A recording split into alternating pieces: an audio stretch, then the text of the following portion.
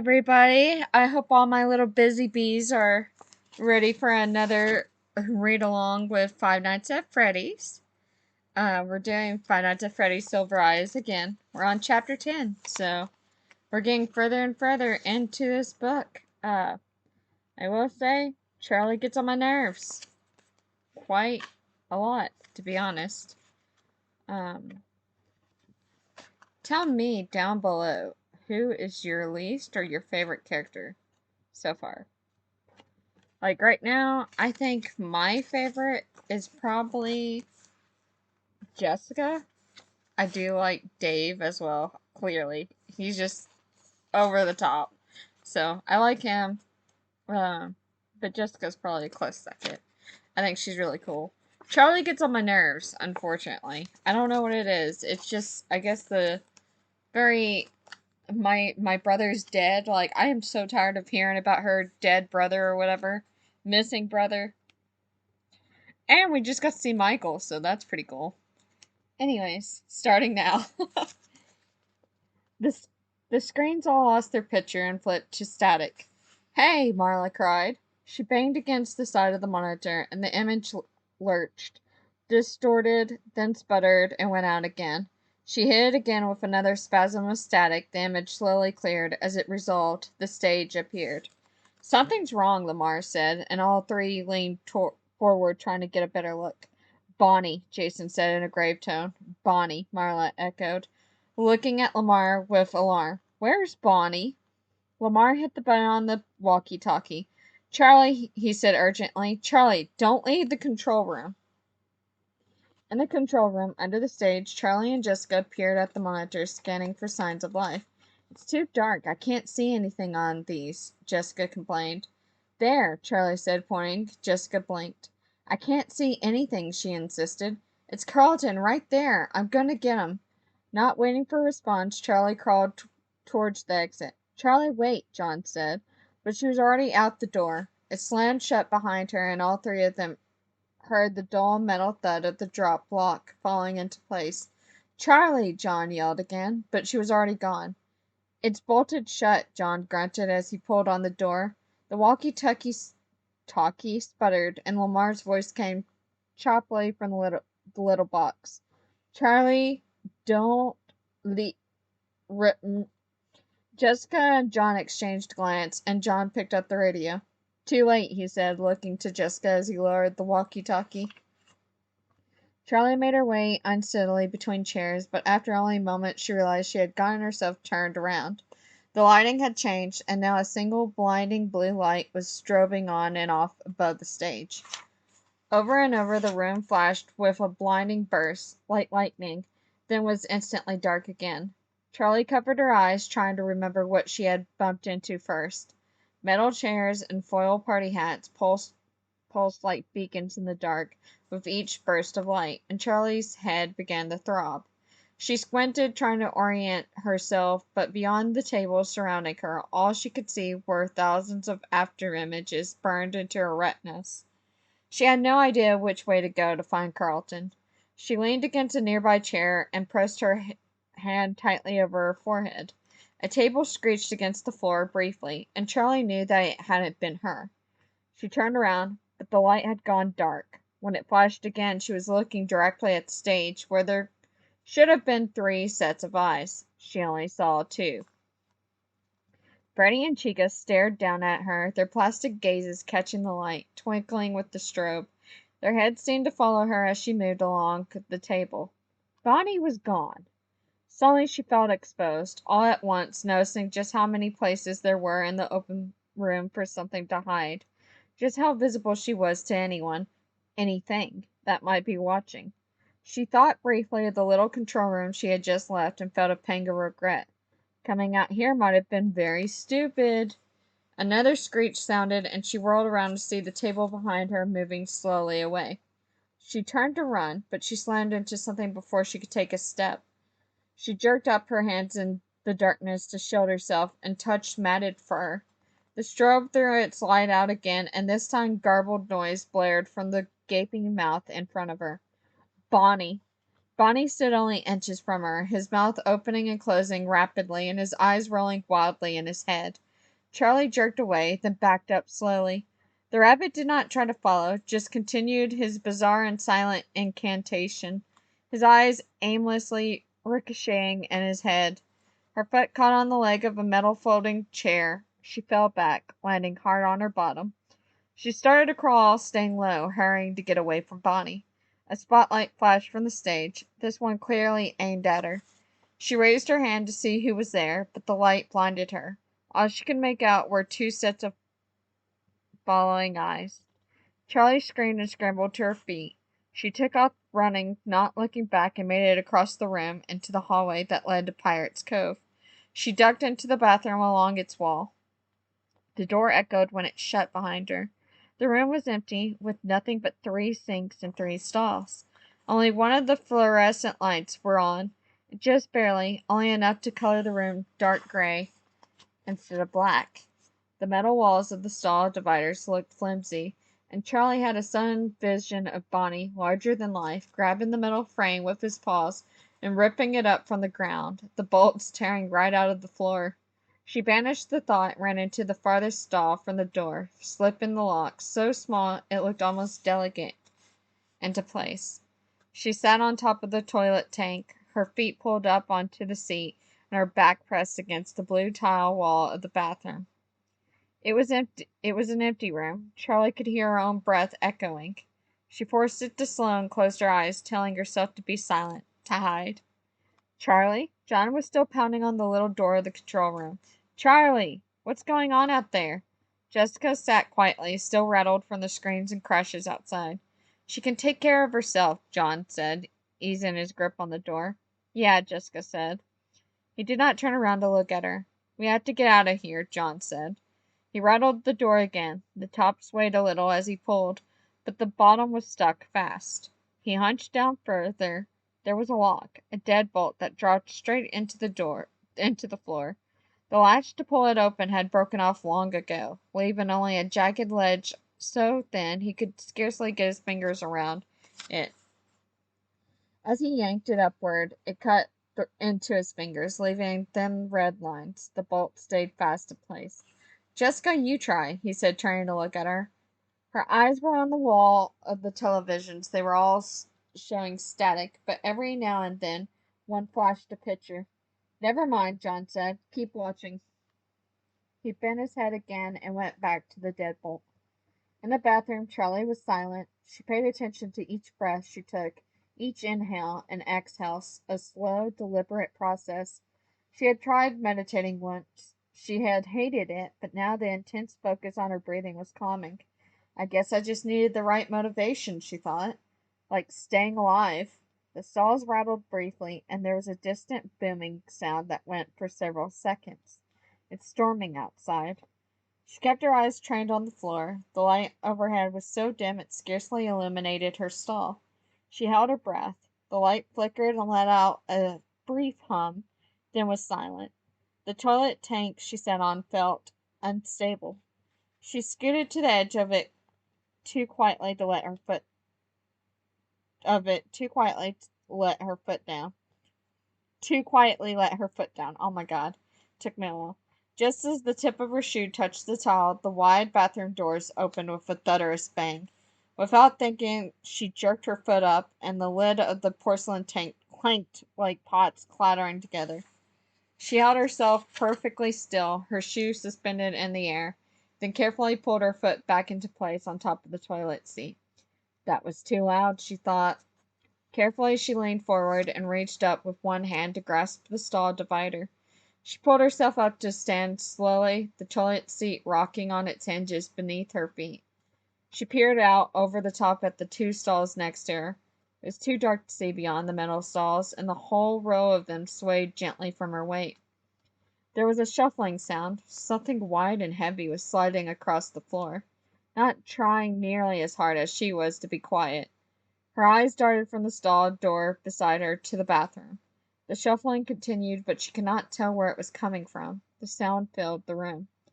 Suddenly, the nebulous sound resolved. It was a crisp, and it was nearby. The wall she clung to trembled slightly. She panned her gaze around the room, hoping for her eyes would adjust a little more. She could make out a trash can by the door and the outline of the sinks. Apprehensively, she looked back at the door of her stall, letting her focus creep along the edges until she set her eyes on the inch-wide gap along the door. A large plastic eye stared back, unblinking and dry, fixed directly on her. Two large and unnatural rabbit ears hung over the top of the door. Charlie clasped her hands over her mouth and jumped to the floor as fast as she could, dropping to her stomach and scooting along the floor into the second stall. She heard Bonnie rattle the door of the stall she had just left, but the shuffling feet did not move. She crawled under the next divider and into the stall nearest the entrance. This time her foot bumped the toilet behind her, and the lid dropped down with a loud clank. Charlie froze. The shuffling thing did not move. For what felt like an age, Charlie held her breath. He heard. He must have heard. But Bonnie still made no sound. Charlie held still and listened, waiting for another sound of movement to mask her own. Her breathing seemed louder than before. She lowered her head, trying to make out shapes along the floor. The shuffling sound resumed, and now, without warning, it was directly in front of her. She held her breath, desperately trying to make out any forms in the darkness. There he is. A large padded foot was just outside the door, as if it had stopped mid-step. Is he leaving? Please leave, Charlie pleaded. There was a new sound, stiff fabric, softly crunching. What is that? The foot outside the door had not moved. The noise grew louder, and the sound of fabric and fur twisting and stretching, tearing and popping. What is that? Charlie dug into the floor with her nails, holding down a guttural scream. He's bending over. A large paw touched down gently in front of her, then another shape, the creature's head. It was massive, filling the space under the door. Gracefully, Bonnie lowered himself to the floor and turned his head sideways until his eyes met Charlie's. His giant mouth was open wide with a ghoulish excitement, as though he had just found someone in a game of hide and seek. A warm burst of air rolled in under the stall door. Breath? Charlie clasped her hand over her nose and mouth. The stench was unbearable. Another wave of it hit her face, hotter and more putrid. She closed her eyes on the point of relinquishing the hope of escape. Maybe if she kept her eyes closed long enough she would wake up. Another gust of hot air hit, and she jerked back, hitting the back of her head on the toilet. She recoiled with pain and threw her arm in front of her, shielding her face against attack. No attack came. She opened one eye. Where is he? Suddenly the metal walls around her swayed with a resounding bang. Charlie startled and covered her head as Bonnie struck again. The stalls rocked on their legs, and the bolts screeched as they were yanked free from the floor, and the whole assembly seeming ready to collapse. Charlie scrambled under the last divider and climbed to her feet, grasping for the door handle to pull it shut as she ran out. She ran back into the main dining area, darting towards the control room. Her eyes no longer adjusted to the light. She ran with her hands in front of her, unable to see farther than her next steps. John, she cried, grabbing the doorknob and yanking at it, pushing. Nothing happened. Charlie, it's stuck, John shouted back from inside. As Charlie struggled with the door, she glanced up at the stage. Chica was gone. John, Charlie shouted in desperation. Without waiting for a response, Charlie took off again, running for a hall to her left, trying to get as much distance from the bathroom as possible. The hall was almost completely dark as she ran. Open doorways yawned at her with wide black mouths. Charlie did not stop to look inside any of them, instead only praying that nothing jumped out at her. She reached the last door and paused for a brief moment, hoping against hope that it would be unlocked. She grabbed the knob and twisted. Thankfully, it fell open easily. She slid through the door and then closed it rapidly, trying not to make a sound.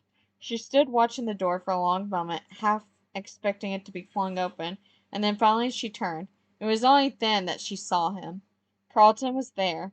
His eyes widened in surprise when he saw her, but he did not move, and after her eyes adjusted to the dim light, she understood. He was trapped, wedged somehow in the top half of one of the animatronic suits, his head poking out from the wide shoulders of the costume. His face was white and exhausted, and Charlie knew why. The spring locks. She heard her father's voice for the moment. It could snap off your nose. Carlton, Charlie said cautiously, as if her voice alone might set off the mechanism.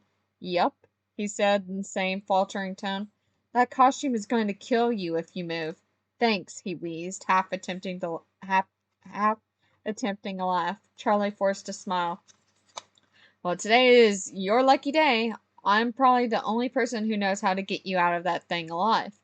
Carlton exhaled a long and shaky breath. Lucky me, he said.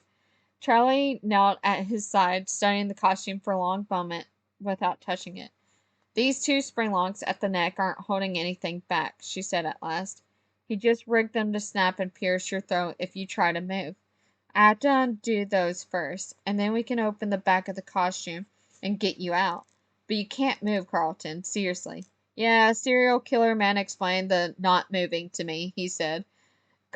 Charlie nodded and he went back to looking at the costume, trying to devise an approach. Do you know who I'm wearing? Carlton asked almost casually. What? The costume. Do you know what character it was supposed to be? Charlie studied it, then looked around until she saw the matching head. No, she said. Not anything he built made it to the stage. Her fingers suddenly stopped working. Carlton, wait. Oh, my bad. Not everything he built made it to the stage. Her fingers suddenly stopped working. Carlton? Charlie carefully surveyed the array of costume parts that lined the walls in varying stages of completion. Carlton, she repeated. Is he in here? With a new sense of dread, Carlton struggled to get a look behind him without moving. I don't know, he whispered. I don't think so, but I've been kind of in and out. Okay, stop talking. I'll try to work fast, Charlie said. She had the mechanism figured out, or at least she thought she did. Not too fast, Carlton reminded her. Carefully, slowly, she reached into the costume's neck and took hold of the first spring lock, maneuvering it until her fingers were wedged between the lock and Carlton's neck. Careful with that artery. I've had it since I was a kid, Carlton said. Shh, Charlie whispered. When Carlton spoke, she could feel his neck move. He was not going to set off the locks by talking, she thought, but the feeling of his tendons moving under her hands was unsettling. Okay, he whispered. Sorry, I talk when I'm nervous. He clamped down his jaw and bit his lip together. Charlie reached down farther into the costume's neck and found the trigger. With a stinging snap, the lock sprang against her hand so hard that it numbed her fingers. One down, she thought as she pulled it, harmless, out of the neck of the costume. She flexed her fingers until the feeling came back into them, then crawled over to Carlton's other side and began the process again. She looked over her shoulder from time to time to make sure every costume was still in the place against the wall. His skin was warm under her touch, and even though he was not speaking, she could still feel movement, feel the life in him. She could feel his pulse against the back of her wrist as she worked. She blinked back unexpected tears. She swallowed hard and focused on the task, trying to ignore the fact that she was touching someone who would die if she failed him. She worked to open the spring lock again, taking the impact on the palm of her hand and pulling the disabled device free of the costume. Carlton took a deep breath in, and she startled. Carlton, don't relax. He stiffened and exhaled slowly, his eyes wide and frightened. Right, he said. Still a death trap. Stop talking, Charlie pleaded again. She knew exactly how much danger he was still in, and she could not bear to hear him speak now, if he was about to die. Okay, she said. Almost there. She crawled around behind him, where a series of tin, leather, and metal fasteners held the back of the costume together. She considered it for a moment. She needed to keep the costume still, exactly as it was, until the last moment. She sat down behind him and bent her knees, positioning herself so that she could hold the costume in place with her legs as she opened it. I didn't know you cared, Carlton muttered, as though attempting to put a joke together, but too tired and too scared to finish it. Charlie didn't answer. One by one she worked the fasteners free. The leather was stiff, the metal tightly fitted, and each one fought back as she worked, clinging together. When she was halfway up the back of the costume, she felt its weight begin to shift. She gripped it tighter with her knees, holding it together. Finally, she undid the last one at the nape of his neck. She took a deep breath. This was it. Okay, Carlton, she said, we're almost done. I'm going to open this and throw it forward. When I do, you pull out of it as fast as you can, okay? 1, 2, 3. She yanked the costume open and thrust it away with all her strength, and Carlton jerked back from it, toppling roughly into her. Charlie felt a sharp, quick pain on the back of her hand as she pulled free, but the costume skittered halfway across the room, leaving them clear. A series of snaps sounded, making a noise like fireworks, and they both cried out, leaping back and banging into a heavy metal shelf. Together they watched as the empty costume writhed and twisted across the floor, the animatronic parts snapping violently into place. When it came to a stop, Charlie stared, fixated. The thing was just a torso, just an object. Beside her, Carlton let out a low, pained groan, then turned and vomited into the floor beside him, heaving and retching like he would be turned inside out. Charlie watched, unsure what to do. She put a hand on his shoulder and kept it there as he finished and wiped his mouth, and sat gasping for breath. Are you okay? She said. The words sounded small and ridiculous. Carlton nodded wearily, then winced. Yeah, I'm fine, he said. Sorry about the floor. I guess it's your floor, kind of. You might have a concussion, Charlie said, alarmed, but he shook his head, moving more slowly this time. No, I don't think so, he said. My head hurts like somebody hit it really hard. I feel sick from being stuck in this room and pondering my death for hours. But I think I'm okay. My mind is okay. Okay, Charlie said doubtfully. Then something he had said finally registered. Carlton, you said serial killer man. Explained. For you not to move. You saw who did this to you? Carlton got to his knees carefully, then stood bracing himself on the nearby box. He looked at Charlie. I was trapped in this thing for hours. I'm all tingly. He shook out his foot as if to make the point. Did you see who it was? Charlie repeated. Dave, the guard, Carlton said. He sounded almost surprised that she did not know. Charlie nodded. She had known already. What did he tell you? Not much, Carlton said, but his eyes opened suddenly as if he had just remembered something of grave importance. He looked away from Charlie and slowly dropped to his knees. What is it? Charlie whispered. Do you want to hear? He said. He seemed suddenly calm for someone who had so narrowly escaped death. What is it? She demanded. He glanced nervously at her for a moment, then took a deep breath, his face draining white. Charlie, the kids, all those years ago? Charlie snapped to attention. What? All of them. Michael and the others. They were taken from the dining room when no one was looking, and they were brought here. Carlton suddenly recoiled and moved towards the doorway, watching the walls as though they were crawling with invisible creatures. He, Dave, the guard, he brought them here. Carlton rubbed his arms like he was suddenly cold and squinted in pain. He put them into the suits, Charlie, he said, his face twisting in sorrow or disgust. Charlie, he stopped abruptly, a faraway look in his eyes. They are still here. How do you know that? Charlie said, in such a soft whisper that she was almost inaudible. Carlton motioned towards the far corner of the room. Charlie looked. A yellow Freddy costume was propped against the wall, the costume all fitted together, as if he were about to walk on stage for a show. That's the one. That's the bear I remember from the other restaurant. Charlie clasped her hand over her mouth. Other restaurant? Carlton looked puzzled. I don't understand. Charlie's gaze was still fixed on the yellow costume. Carlton, I don't understand. Her tone was urgent. Michael. Charlie stared at him. Michael? What do you mean? She said in a level voice. I know how it sounds, he said, and then his voice dropped to a whisper. Charlie, I think it's Michael in that suit. I still can't get this thing out, John sighed in frustration and rubbed his hands. The lock was leaving harsh red imprints on his fingers. Jessica murmured something sympathetic, but she did not take her eyes off the screens. Can't see anything, she burst out after a moment. The radio squawked, and then Marla's voice came, calling to them from the control room in Pirate's Cove. Both of you, be quiet and don't move. They froze, hunching down in their places. Jessica looked at John, a question in her eyes, but he shrugged at a loss as lost as she was. Something thudded against the door. John jumped away, almost falling. Marla, Jessica said with a pale expression.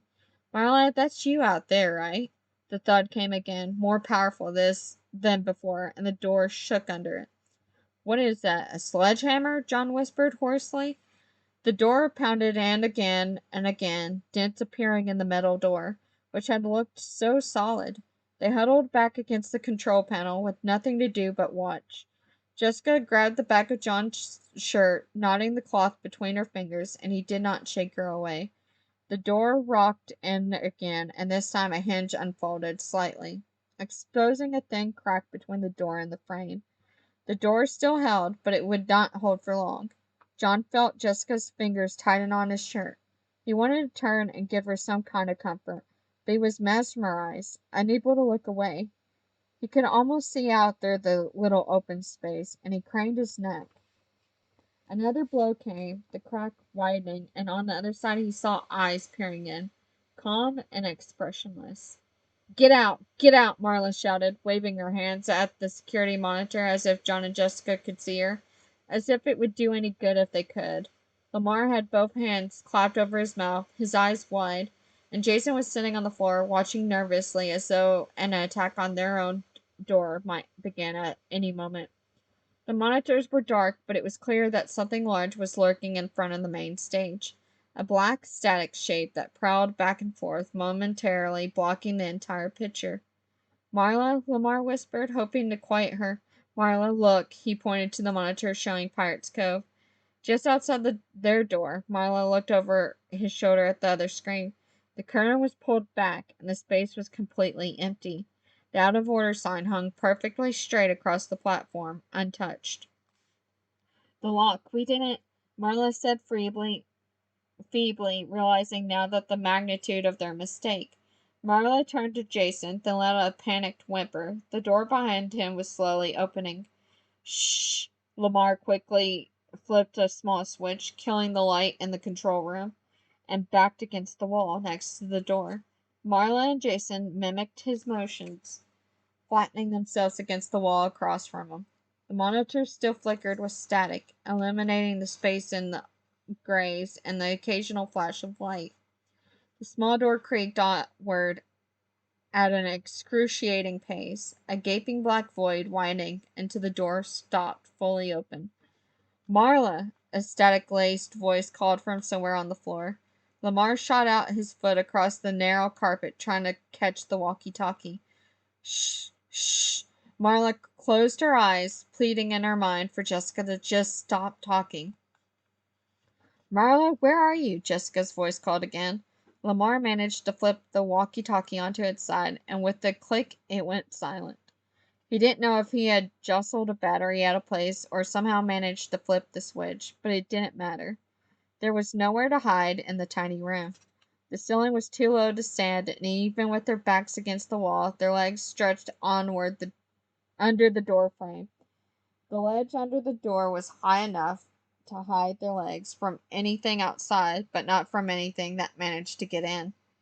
As one, they stopped breathing. The room was no longer empty. Something was entering the space. As it pressed forward into the room, they saw a snout and the scratchy gloss of two unblinking eyes staring straight ahead. The monstrous head threatened to fill the room. Foxy, Jason mouthed, making no sound. The plastic eyes clicked left and right with unnatural motion, searching but not seeing. The jaws twitched as though about to open, but never did. The dim light from the monitors gave his face a reddish hue, leaving the rest of him shrouded in darkness. His head slowly moved backwards, his ears moving up and down, at random, programmed at random, programmed as an afterthought a decade before. As Foxy backed away, his eyes thrashed back and forth, one partially hidden under a rotting eye patch. Marla held her breath, dreading the moment when the eyes would fix on her. The head was almost out the door when the eyes clicked to the right and found Marla. The head stopped, its jaw frozen slightly open. The plastic eyes remained on Marla, who sat in terrified silence. After a moment, the head retreated, leaving a black and empty space. Jason darted forward to find the door outside and shut it, and Marla made a weak grab at him, trying to stop him. He brushed past her, then stopped, kneeling in the doorway. He looked into the darkness, only now afraid of what must be there. He crawled slowly forward, his torso disappearing temporarily as he reached outside for the doorknob, then pulled himself back in and gently closed the door. Marla and Lamar closed their eyes and let out a deep breath at the same time. Jason looked at them. He was almost smiling when, in a blur, the door burst open again and an ugly metal hook sank into his leg. He screamed in pain. Marla leaped to grab him, but she was too slow. She watched helplessly as Jason was dragged through the doorway. "Marla!" he cried, clawing futilely at the floor, and she howled in despair as he was taken from her again.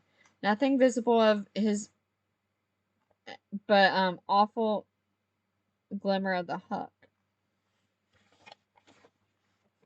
Marla dove towards the door after him, falling to her knees and crawling towards the thing, but Lamar grabbed her shoulder and yanked her back, taking hold of the door. Before he could pull it shut, it was ripped from his hands with an inhuman strength. Suddenly Foxy was there before them, coming inside. He was full of life, a different creature, and he turned to look at Marla, his silver eyes appearing to comprehend. His face was a canine, and the scrappy orange fur insignificant to cover up his insignificant um insufficient to cover up his skull. He looked between them, turning his ghoulish smile first on Lamar, then on Marla. His eyes flared and dimmed, and he snapped his jaws with a sound like something breaking. They stared, backed up against the control panel, and then Lamar realized suddenly what he was looking at. "He can't fit all the way in." "Oh, I'm sorry." "He can't fit all the way in," he whispered. Marla looked. It was true. Foxy's shoulders were jammed in the doorway, his head the only part he could wedge through the door. Lamar lunged forward and kicked the animatronic, bracing himself against the wall and striking out with his foot 3 times before Foxy gave a low whine, and a sound more machine than animal, and slunk back out into the dark. Lamar snapped the door shut behind him and slid the deadbolt into place. They stared at each other for a long moment, breathing hard. "Jason!" Marla screamed. Lamar put his arms around her. She let him hug her. She did not cry, just closed her eyes. "Dang, they just said, bye, Jason." "What do you mean? It's Michael in the suit," Charlie said, softly, as if she might be talking to someone who had gone mad, while also desperate to hear the answer. Carlton looked at the yellow bear for a long moment, and when he turned back to Charlie, his face was calm. He opened his mouth to speak, and Charlie put a finger to her lips. To her lips. Something was coming. She could hear footsteps out in the hall, moving towards them. Deliberate, heavy steps, the approach of someone who did not mind if anyone heard. Charlie looked wildly around the room and spotted a pipe in the corner. She grabbed it and hurried to stand behind the door, where whoever opened it would not see her. Carlton picked up the torso as though to use it as a weapon somehow. He looked confused, like he was not thinking clearly. "Don't," Charlie warned in a low voice, but she was too late. Something snapped inside the suit, and Carlton dropped it and stepped back, a shimmer of blood on his hand. "Are you okay?" Charlie whispered. He nodded, and then the doorknob turned. Dave appeared in the doorway, his head held high and his face grim. It should have been imposing, but he just looked like a man walking through the door. "Now you've done it," he announced to the room in general. Then his eyes lit on Carlton, unfettered. His face darkened. Before he could move, Charlie raised the pipe high and stepped forward and swung it down on his head with a sickening thunk. Dave turned, shock on his face. Charlie lifted the pipe, ready to attack again, but the man just stumbled backward against the wall and dropped into a sitting position. Carlton, come on, Charlie said urgently, but he was looking down at his injured hand. Carlton, are you hurt? No, he said, shaking off his revere and wiping his hand clean with his black shirt. Come on, Charlie said, firmly taking his arm. Come on, we have to get out of here. I don't know how long he'll stay out. You're awfully calm for just having knocked a guy out cold, she thought wearily. They crept on into the empty hallway, lit only by the dim glow of the light from the other rooms. Charlie hustled them through the swinging doors to the kitchen, where the dark was total. The air was thick in the blackness that was almost tangible. It was as if they had been swallowed. She turned to look at Carlton, but only the faint sound of his breathing told her that he was still beside her. Something touched her arm, and she stifled a scream. It's just me, Carlton hissed, and she let out a sigh. Let's just make sure that we weren't being followed. Then we can find the others and get out of here, she whispered. Charlie glanced back at the door and the last spot of light peeking under it. She scooted herself a little closer to it and got to her feet to peer through the round window, careful not to touch it. What do you see? Carlton whispered. Nothing. I think it's safe. Just as she finished speaking, a form passed by, darkness in the window. Charlie jumped back, almost falling over Carlton. They stumbled forward, rushing to get away from the door. Suddenly, two beams split the darkness, illuminating the room in a harsh yellow light. Chica loomed there, almost on top of them. She stretched up to her full height, growing taller still. She must have been hiding here all along, Charlie thought. The dark recesses of the kitchen could be hiding anything. Chica looked at both of them in turn, the beams of light shifting dizzyingly as her eyes snapped mechanically from one side to the other. Then she paused, and Charlie grabbed Carlton's arm. Run, she screamed as they took off, looping around the prep table, the metal furniture clattering as they rushed clumsily past it. Behind them, Chica's steps were long and slow. As they reached the door, they burst out into the hall and ran for the main dining room. John and Jessica were silent, listening to clamor outside. John was resting his hand on the door of the control room. Whatever had been on the other side was gone, at least was pretending to be. The lock had been wrenched out of the door. John tried the knob, but the door twisted out of shape, still stuck. Are you crazy? Jessica exclaimed, alarmed. What else are we going to do? John said calmly. Jessica didn't answer. John backed up against the control panel and gave the door a calculated kick, moving it an inch closer to the opening. Here, let me, Jessica said, and before he could reply, she had delivered a kick of her own, the door again moving just a little. They took turns, not speaking, until finally John kicked the top hinge broke. John quickly wrestled the door the rest of the way off until they could crawl out. They hurried out and stopped, exposed in the main dining room. Jessica looked at the main stage in misery. It was empty. I don't know how this is safer, she said, but John was not listening. Charlie, he cried, then covered his mouth with his hand. Too late. Charlie and Carlton were running from the dark hallway at a furious pace. Come on, Charlie yelled at them, not slowing down as she passed, and John and Jessica ran after them as Charlie led them out of the dining room into the opposite hall, towards the storeroom they had come in through. Charlie ran down the hall with purpose, stopping in front of the closed door and trying to get it open. Behind them loomed the open mouth of pitch-black party room, a wide, empty space that could have hidden anything. John turned his back to the group, keeping an eye on the abyss. Is it locked? Carlton asked, the edge of rising panic in his voice. No, just stuck, Charlie said. She forced it, and the door popped open. They hurried inside, John lingering until the last moment, his eyes still on the darkness behind him. When the door was shut, Charlie reached for the light switch by the door, but John put a hand on her arm.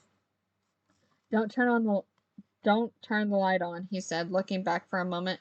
We have enough light. Let your eyes adjust.